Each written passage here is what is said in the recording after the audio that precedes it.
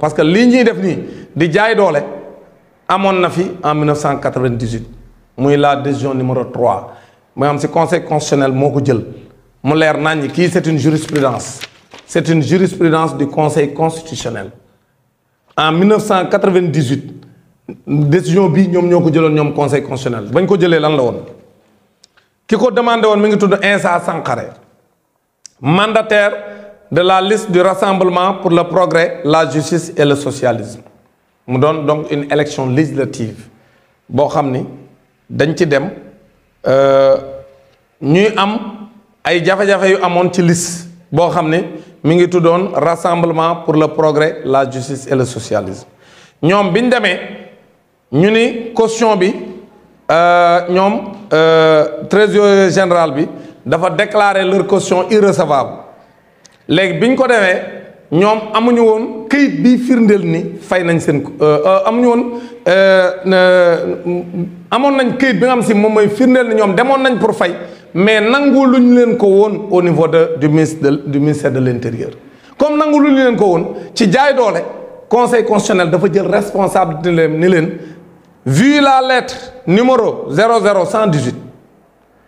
en date du 9 avril 1998 du ministre de l'Intérieur notifiant aux mandataires du RPJS l'irrecevabilité de la liste de candidature de ce parti pour défaut de récépissé du trésorier général attestant du dépôt de cautionnement ñu ne amul récépissé de dépôt loolu rek lañ leen wax ñu ne vu les pièces produites et jointes au dossier vu l'instruction préparatoire du Conseil constitutionnel le rapporteur ayant été entendu en son rapport en la forme considérant qu'en application de l'article LO 174 du Code électoral, le mandataire du RPJS a saisi le Conseil constitutionnel le 10 avril 1998 pour l'entendre déclarer recevable la liste de candidature de son parti. Qu'est-ce que ça signifie? Donc avant, nous déposer liste de candidature yi bi ñu leen jaayee doole danoo gaawantu avant ñuy commencer liste bi ñu dem déposer au conseil constitutionnel pour yëgal ko ne ko ñu ngi koy jaay doole moom ki nga xam si moom moo doon mandataire liste boobu mu ne considérant que selon l'article LO 174 du code électoral en cas de contestation d'un acte du ministre de l'Intérieur fait en application des articles L 168 L 169 L 171 et L 173 les mandataires des listes de candidats peuvent, dans les 24 heures suivant la notification de la décision ou sa publication, se pourvoir devant le Conseil constitutionnel qui statue dans les 3 jours qui suivent celui de l'enregistrement de la requête. Nous considérant, numéro 3, que la lettre en date du 9 avril 1998 du ministre de l'Intérieur notifiant au mandataire du RPJS l'irrecevabilité de sa liste de candidature et la requête en date du 9 avril 1998 du mandataire ont été produits dans les formes et délais de la loi,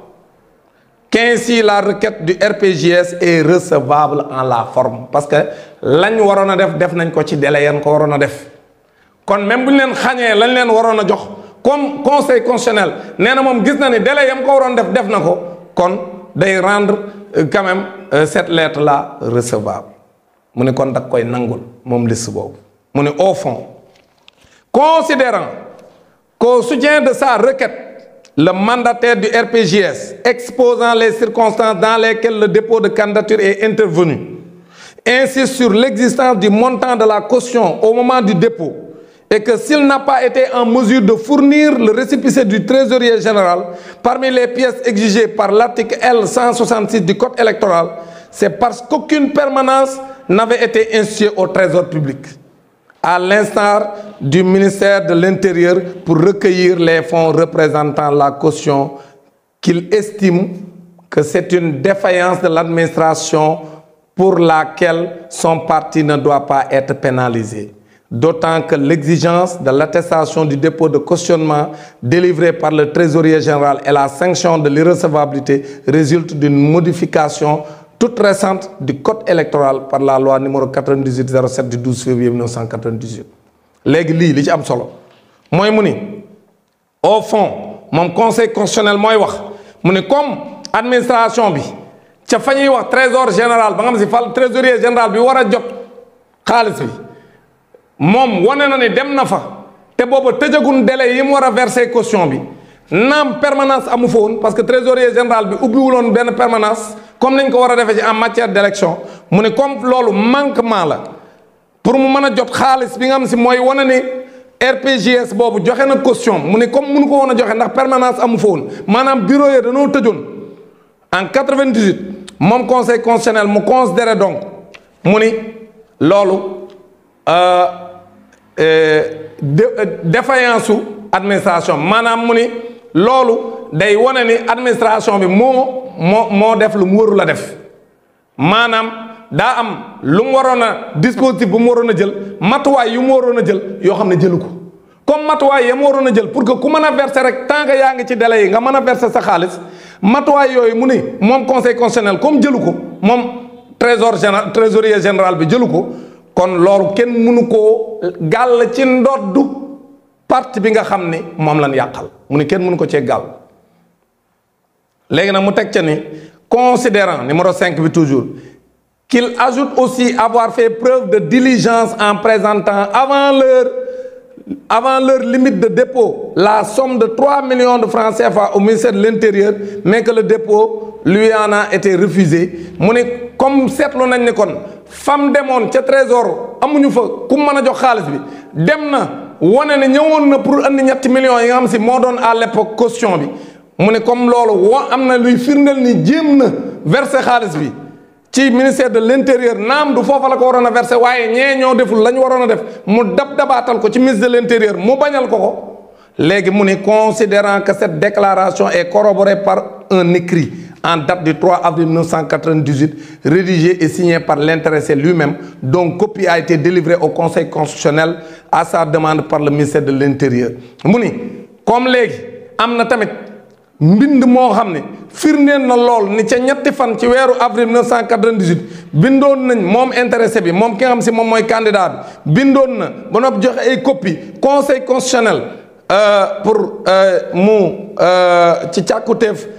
conseil constitutionnel ci càkkutéefam moom nga xam ni bind nañ moom ministre de l'Intérieur mu ne considérant qu'il affirme encore avoir dès le 6 avril 1998 premier jour ouvrable après le vendredi 3 avril déposer le cautionnement au trésor public sous quittance numéro etc. qu'il verse au dossier ainsi que l'attestation de dépôt du cautionnement de 3 millions de francs CFA mu ne comme gis na ni am na luy wane ni moom dem na après jour boobu ñu jàpp ni tëj nañ délai yi waaye ñoom ñoo ko tëj ci tappale parce que dañoo waroon a ubbi permanence ci bis boobu te ubbi wuñ ko léegi nag bis ba ñu war a waat xëy rek la ca mënoon a teg mooy altine ba ca topp nga xam ni moom lañ mënoon a def seen dépôt boobu parce que vendredi la woon semaine ba jeex na naam tëj nañ ni kenn mënatu la déposer waaye altine ba nga xam si moo ci topp ci bis bu ñuy liggéey rek la mënoon a déposer mu dem déposer mu ne kon même bu déposer ci délai boo xam si romb na théoriquement mais li tax mu déposer délai bu romb mooy demoon na avant délai bay romb te teguñu matuwaay ya tax mu mënoon a jox xaalis ba kon xaalis bi mu joxe après délai yu romb yi moom conseil constitutionnel mu ne da koy nangu day nangu ni kon joxe na xaalis bi mu ne léegi considérant qu'il affirme encore avoir dès le lundi 6 avril 1998 premier jour ouvrable après le 3 avril déposé le cautionnement au trésor public sous quittance numéro joxe numéro quittance bi qu'il verse au dossier ainsi que l'attestation de dépôt du cautionnement de 3 millions de francs CFA mu ne dernier considérant que nonobstant l'absence du récépissé du trésorier général au moment du dépôt de candidature, il y a lieu de constater que la preuve est établie, que le cautionnement était disponible et a été présenté au ministère de l'Intérieur avant l'heure légale de clôture. mu ne naam dossier wu parti boobu amul këyit bi wane ni versé na trésor public amu ko waaye am na luy wane ni jéemoon na ko waaye dañ ko koo xañoon et que wane na également que versé na xaalis bi léegi ñoom bu fekkente ni comme ministre de l'Intérieur moo leen ko bañaloon a jëlal ndaxte fële ñu demoon pour verser fa xaalis bi jëluñu woon matuwaay ya bala ñuy clôturer léegi kon dañ koo tooñ ko parce que jéem naa verser xaalis bi balaa ñuy tëj te am na ay firnde kon nag listam boobu nga xam ne mi ngi tudd RPJS dañ koo war a déclarer recevable mooy conseil constitutionnel day considérer ni li ko ministère de l'intérieur bañoon a nangul listam boobu moom conseil constitutionnel da koy nangul parce que lam waroon a def yépp def na ko waaye administration bi moom moo defoon ay blocage administration bi moom moo deful lam waroon a def pour que ñu yombalal ko pour mu mën a déposer ñetti millions yooyu nga xam ni moo doon caution ba léegi nag ci la décidé mu ni décide donc conseil constitutionnel décidé la liste de candidature à l'élection des députés du 24 mai 1998 du Rassemblement pour le progrès, la justice et le socialisme est recevable. mu ne kon liste boobu nga am ministre de l'intérieur dane woon du ko recevoir parce que baaxul léegi moom conseil constitutionnel ci lim fi wax nii mooy lim layele lim bëgg a dogal mu ne bu xoolee cëslaayu li nga xam ne moom la bëgg a dogal mu gis ne kon danoo jaayoon doole parti boobu tudd RPJS mu ne léegi listam boobu da leen koy nangul léegi nag ci la wax ni article 2 la présente décision sera publiée au journal officiel de la République du Sénégal daañu ko jaarale fi ñu ko war a jaarale délibéré par le conseil constitutionnel en sa séance du 15 avril 1998 à laquelle siégeait ñan ñoo siégé woon ci décision bii au conseil constitutionnel il y avait monsieur Youssoufa Ndiaye président Ibou Diaité vice-président Amadou Sow membre madame Marie-Josée Crespin membre monsieur Mamadou Lo membre avec l'assistance de madame Ndeye Maguette Mbengue greffier en chef ñii ñoo signé